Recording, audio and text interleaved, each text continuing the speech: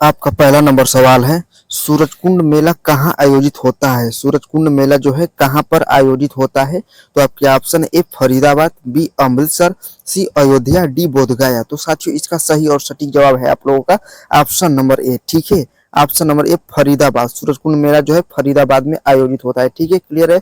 चलिए आगे बढ़ते हैं, प्रश्न नंबर 2 की तरफ चलते हैं। साथियों प्रश्न नंबर 2 है आप लोगों का, कौन सा त्योहार तमिलनाडु राज्य से संबंधित है? ठीक है, कौन सा त्योहार जो है तमिलनाडु राज्य से संबंधित है? तो आपके ऑप्शन ए लोहरी, बी गुरु पर्व, सी बिहू, डी पोंगल। तो साथियों इसका सही जवाब है होगा आप लोगों का ऑप्शन नंबर डी। ठीक है, पोंगल। पोंगल जो है तमिलनाडु राज्य से संबंधित है। क्लियर है।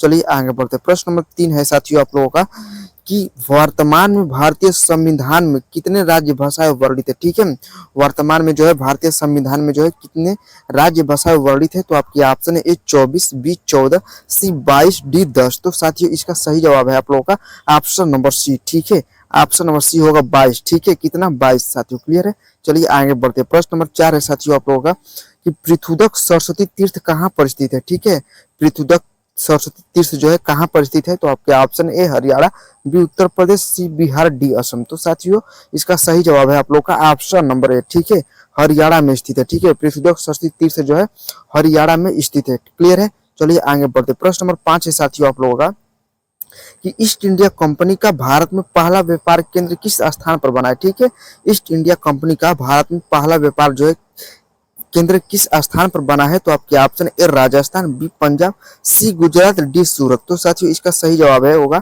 आप लोग का ऑप्शन नंबर डी। ठीक है, सूरत में। ठीक है, ईस्ट इंडिया कंपनी का भारत में पहला व्यापारिक केंद्र जो है सूरत में स्थित था साथियों। ठीक है, चलिए आगे बढ़ते हैं, प्रश्न नंबर 7 है साथियों आप लोगों का कि भारत का प्रथम मुगल शासक कौन था? ठीक है, भारत का प्रथम मुगल शासक कौन था? तो आपके option A Shahjahan, B Akbar, C Babur, D Ibrahim Lodi. तो साथियों इसका सही जवाब है आप लोगों का ऑप्शन नंबर सी। ठीक है, ऑप्शन नंबर सी होगा बाबर। ठीक है, भारत का प्रथम मुगल शासक जो है बाबर था साथियों। चलिए आगे बढ़ते हैं, प्रश्न नंबर 8 होगा आप लोगों का कि ईस्ट इंडिया कंपनी ने टीपू सुल्तान पर कब विजय प्राप्त की थी? ठीक है, ईस्ट इंडिया कंपनी जो है टीपू सुल्तान पर कब जो है विजय प्राप्त की थी? तो आपके ऑप्शन ए सन 1795 में, बी सन 1792 में, सी सन 1600 में, डी सन 1992 में। तो साथियों इसका सही और सटीक जवाब होगा आप लोगों का ऑप्शन नंबर जो है बी। ठीक है, 1792 में साथियों ईस्ट इंडिया कंपनी ने टीपू सुल्तान पर विजय प्राप्त की थी। क्लियर है।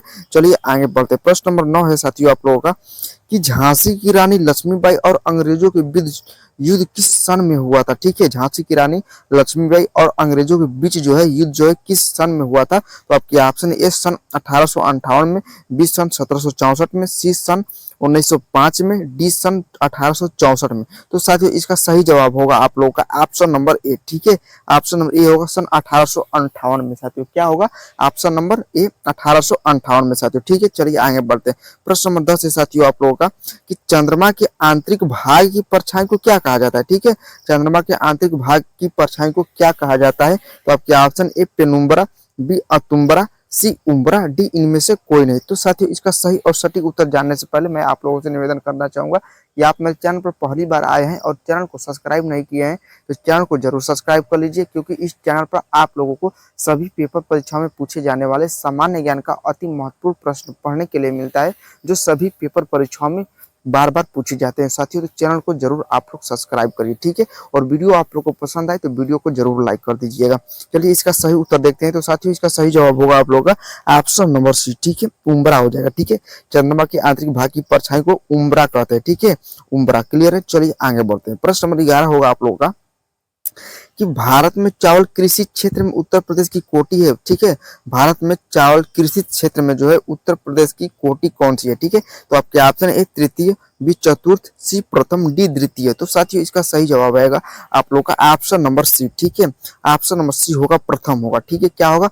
प्रथम कोटि है। ठीक है, चलिए आगे बढ़ते, प्रश्न नंबर 12 होगा आप लोगों का साथियों कि नोबेल पुरस्कार विजेता रविंद्रनाथ टैगोर का जन्म दिवस किस दिन मनाया जाता है? ठीक है, रविंद्रनाथ टैगोर का जो है जन्म दिवस जो है किस तिथि को मनाया जाता है? तो आपके ऑप्शन ए 8 मई, बी 9 मई, सी 10 मई, डी 12 मई। तो साथियों इसका सही जवाब है वो आप लोग का ऑप्शन नंबर बी होगा। ठीक है, 9 मई को रविंद्रनाथ टैगोर का जन्म दिवस के रूप में मनाया जाता है। ठीक है, 9 मई को साथियों। क्लियर है? चलिए आगे बढ़ते। साथियों ये सभी के सभी प्रश्न जो है एसएससी जीडी भर्ती की परीक्षाओं में पिछले वर्ष पूछा गया है। ठीक है, तो ये सभी के सभी प्रश्न महत्वपूर्ण है, आप लोग याद कर लीजिएगा।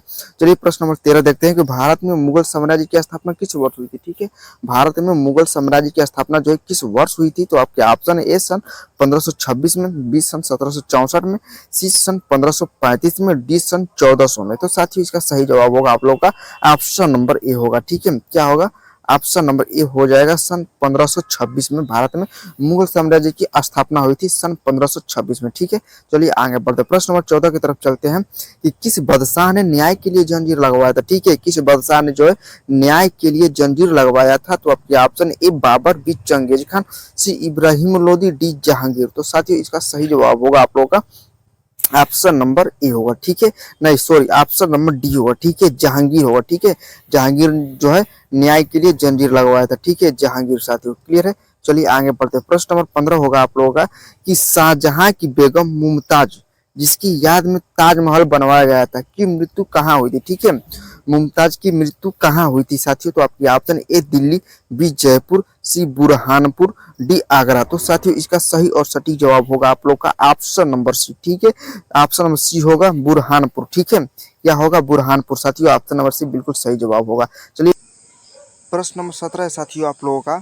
कि बाबर की पुत्री का नाम क्या था? ठीक है, बाबर की पुत्री का नाम क्या था? तो आपके ऑप्शन है ए रुखसार बेगम, सी मुमताज बेगम, डी रजिया बेगम, डी गुलबदन बेगम। तो साथियों इसका सही और सटीक जवाब होगा आप लोगों का ऑप्शन नंबर जो है डी। ठीक है, ऑप्शन नंबर डी होगा गुलबदन बेगम। ठीक है, बाबर की पुत्री का नाम जो है गुलबदन बेगम था साथियों। क्लियर है? चलिए आगे बढ़ते प्रश्न नंबर 18 है साथियों आप लोगों का कि महाभाष्य किसने लिखा था? ठीक है, महाभाष्य जो है किसने लिखा था? तो आपकी option A Aryabhata, B Varahamihira, C Patanjali, D Manu ने। तो साथियों इसका सही और सटीक जवाब होगा आप लोगों का ऑप्शन नंबर जो है सी। ठीक है, ऑप्शन नंबर सी होगा पतंजलि ने। ठीक है, महाभाष्य जो है पतंजलि ने लिखा था साथियों। क्लियर है? चलिए आगे बढ़ते हैं प्रश्न नंबर 19 से साथियों आप लोगों का कि हुमायूं ने शेरशाह सूरी पर किस वर्ष विजय प्राप्त की थी? ठीक है, हुमायूं ने शेरशाह सूरी पर जो है किस वर्ष विजय प्राप्त की थी? तो आपके ऑप्शन ए वर्ष 1430 में, बी वर्ष 1540 में, सी वर्ष 1764 में, डी वर्ष 1539 में। तो साथियों इसका सही और सटीक जवाब होगा आप लोगों का ऑप्शन नंबर बी। ठीक है,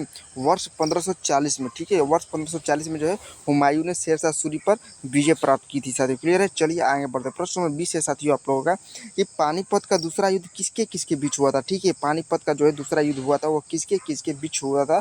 तो आपके ऑप्शन ए अकबर और हेमू के बीच, बी अकबर और महाराणा प्रताप के बीच, सी महाराणा प्रताप और अंग्रेजों के बीच, डी बाबर और हेमू के बीच। तो साथियों इस प्रश्न का सही और सटीक जवाब जो है आप लोग को कमेंट करके बताना है। यदि आप भी एसएससी जीडी भर्ती की तैयारी करते हैं तो इस छोटे सा प्रश्न का सही और सटीक जवाब जो है कमेंट करके जरूर बताइए, हम आपका कमेंट का इंतजार करेंगे। साथियों आज के लिए बस इतना ही, तब तक के लिए जय हिंद, जय भारत, वंदे मातरम। Thanks for watching.